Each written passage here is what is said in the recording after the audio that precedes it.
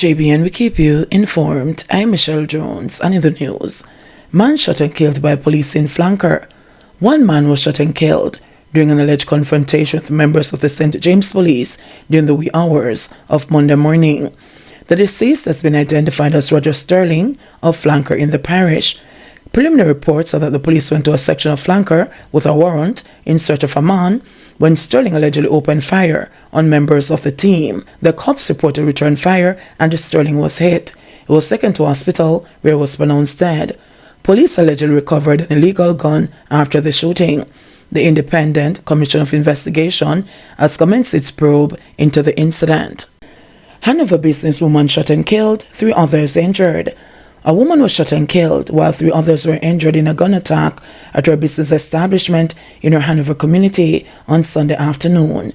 The deceased has been identified as 53-year-old Margarita Samuels, otherwise called Claudette, of Zion District, Hopewell, Hanover. Reports from the Sandy Bay Police are that about 4:05 p.m., Samuels and several patrons were at the business establishment in Hopewell when 3 men, posing as customers, entered the facility. The men then opened gunfire hitting Samuels and the patrons before making their escape. The police were summoned and all 4 injured people were transported to hospital where Samuels was pronounced dead. The others, comprising 2 men and a woman, were admitted for treatment. The Hanover police are investigating. St. Ann man killed on arrival home from party. The St. Ann police have launched an investigation into Monday morning's murder of 38-year-old Everett Wilson, otherwise called Mikey, of Brownstown in the parish. It is reported that about 3:20 a.m., Wilson just returned home from an entertainment event when explosions were heard outside his home. The police were summoned and checks revealed Wilson's body on the veranda. No motive has been established for Wilson's murder. Mechanic shot after attacking policewoman with ice pick. Residents of Port Antonio, Portland, ran to the aid of 2 policewomen after the cops were reportedly attacked by a man with an ice pick on Saturday. The residents helped to subdue the man, who allegedly continued to stab at the cops even though he was pepper sprayed. He was eventually shot in the leg. The man, 51-year-old Donovan James, a mechanic from Prospect Settlement in the parish, has since been charged with assault at common law and possession of an offensive weapon. Reports received are that about 2:30 p.m., the policewoman, a constable and a district constable, were on foot patrol in the rural town when they were accosted by a man near a Ruby service station. It is understood that an ice pick was pulled and used to stab at the cops. The man was pepper sprayed but continued to attack the policewoman, and one of them pulled and discharged a firearm, hitting James in the leg. Several onlookers ran to the assistance of the cops, held James, and took the ice pick from him. He was taken to the Port Antonio Hospital, where he was treated, admitted, charged, and placed under police guard. One and already wanted by Clarendon Police. A man who was initially named as a person of interest by the Clarendon Police has now been listed as wanted is Menelik Youngsam, otherwise called One and Ready, whose last known addresses are Old Harbour Bay in St. Catherine and Sunset Crescent for parts in Clarendon. The police say Youngsam is wanted for several crimes committed across the Clarendon Police Division and is considered armed and a threat to residents and police personnel in the parish. He's been asked to report to the Maypen Criminal Investigations Branch by 6 p.m. on Monday. The man, seen with a gun in a series of videos that went viral on the weekend, recorded himself sending various messages to people who have seemingly abandoned him in his time of need. Meanwhile, anyone with information that can assist the police in locating Youngsam has been asked to contact the Maypen Police at 876-986-2208, Police 119 emergency number, Crime Support 311, or the nearest police station. Teen girl among 3 arrested in Westmoreland gun find. 1 gun and several rounds of ammunition were seized during a joint police military operation in Content District with Horn, Westmoreland on Monday. Reports from the Westmoreland Police are that between 5 a.m. and 6:30 a.m., a patrol team conducting operations in the area searched the premises where 1 9mm Smith & Wesson pistol with 18 9mm cartridges was seized. 3 people, including a teenage girl, have been taken into custody in connection with the find. Their identities are being withheld pending further investigations. St. Thomas cop charged in $975,000 armed robbery of woman remanded. Corporal Grenville Henry The policeman implicated in the robbery of $975,000 from a woman in Cedar Valley, St. Thomas, nearly a month ago, was remanded when he appeared before the St. Thomas Parish Court on Friday. He is to return to court on Thursday, May 11, 2023. When the matter came up for mention, the prosecution outlined the allegations against the corporal. The defense had mailed a bail application for Henry, which was partly heard. He returns to court on Thursday. According to police reports, about 3 p.m. on April 11, the woman, who had gone to purchase coffee beans, was walking in the Cedar Valley Square when on reaching the vicinity of the police station. A car drove up and a man alighted from the vehicle and pulled a gun. The gunman held up and robbed the woman of $975,000 before escaping in the waiting motor car. An alarm was raised and the police gave chase.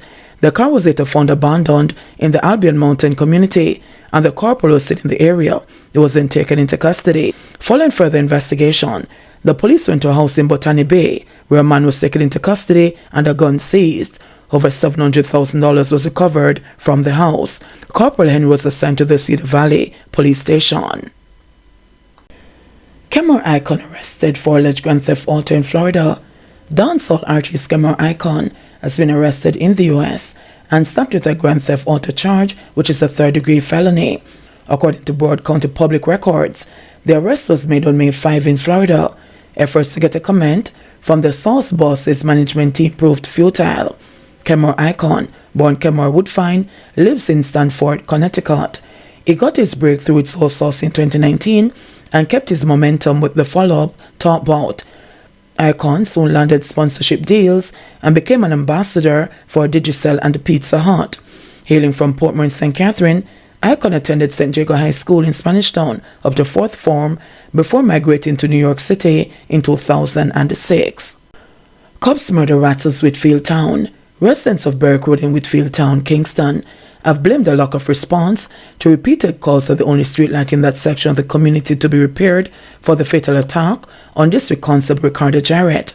According to reports, about 3 a.m. on Sunday, Jarrett was dropping off a woman when he was pounced upon and shot by armed men. His firearm was also stolen.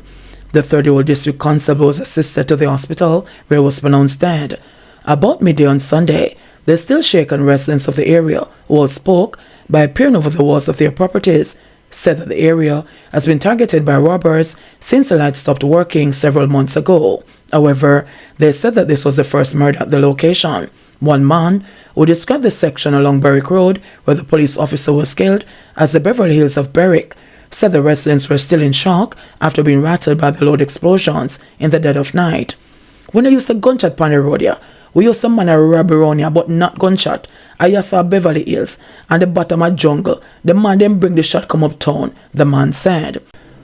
Other residents said that the street lamp has been out for about a year, as they blamed their councillor and the Kingston and St. Andrew Municipal Corporation, KSAMC, for not having the issue addressed.